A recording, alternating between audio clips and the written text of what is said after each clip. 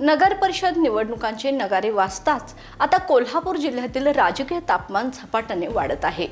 मात्र सर्वांच्या चर्चेचा विषय ठरलाय तो म्हणजे मुरगुड नगर परिषदेचा राजकीय रंगमंच। परंपरेने राजकीय दृष्ट्या वजनदार मानले जाणारे हे छोटेशे पण प्रभावी शहर सध्या गटबाजी, पक्षप्रवेश आणि नव्या राजकीय मैत्रीच्या गोष्टींनी अक्षरशः ढवळून निघालंय। नमस्कार, मी सुनंदा नाईक आणि आपण पाहताय तारा न्यूज। गल्लोगल्लीत पक्षांचे झेंडे फडकताना दिसतायत। कार्यकर्त्यांचे मेळावे आणि गाठी भेटींनी वातावरण पेटलंय। शहरातील प्रत्येक चहाच्या टपरीवर, प्रत्येक गल्लीच्या वळणावर आता एकच चर्चा आहे, यावेळी मुरगुडची सत्ता कोणाच्या बाजूने। इथे राष्ट्रवादीचा रंग अधिक गडद होताना दिसतोय, तर मुश्रीफ गटाचा प्रभाव वाढलेला दिसतोय। माजी नगराध्यक्ष राजेखान जमादार आणि गोकुळचे माजी संचालक रणजितसिंह पाटील यांनी नुकताच राष्ट्रवादी काँग्रेसमध्ये प्रवेश करून शहरातील समीकरणे हलवून सोडलेत।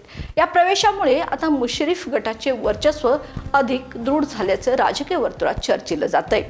राष्ट्रवादी कार्यकर्त्यांमध्ये नवचैतन्य संचारलं असून त्यांच्या सभा आणि प्रचार सभांमधून आता एकच घोषणा घुमते, मुरगुड पुन्हा राष्ट्रवादीच्या ताब्यात। आता पुढच्या गोष्टींचा विचार करायचा तर भाजपचा नवा शिरकाव याचाही विचार करावा लागेल। भगवा झेंडा फडकेल का मुरगुडमध्ये? दरम्यान प्रवीणसिंह पाटील यांच्या भाजप प्रवेशाने शहरात नवे समीकरण उभं केलंय।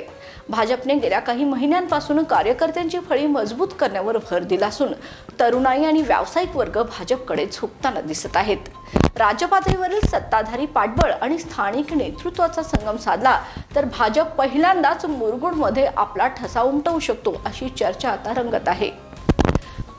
मंडलिक गटासमोर आता नव्या आव्हानांचे सावट असून मुरगुड नगर परिषदेतील राजकारणावर दशकानुदशके मंडलिक गटाचे वर्चस्व राहिलंय।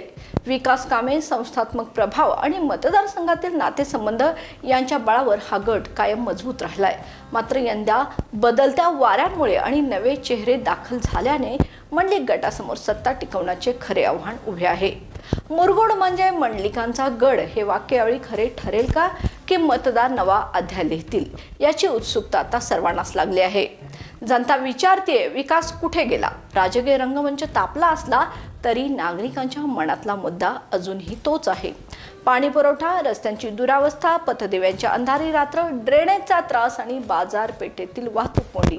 सत्तेसाठी झगडणाऱ्या नेत्यांना जनता आता विचारते, सत्ता कुणाची येईल ते बघू, पण आमच्या समस्या कोण सोडवणार?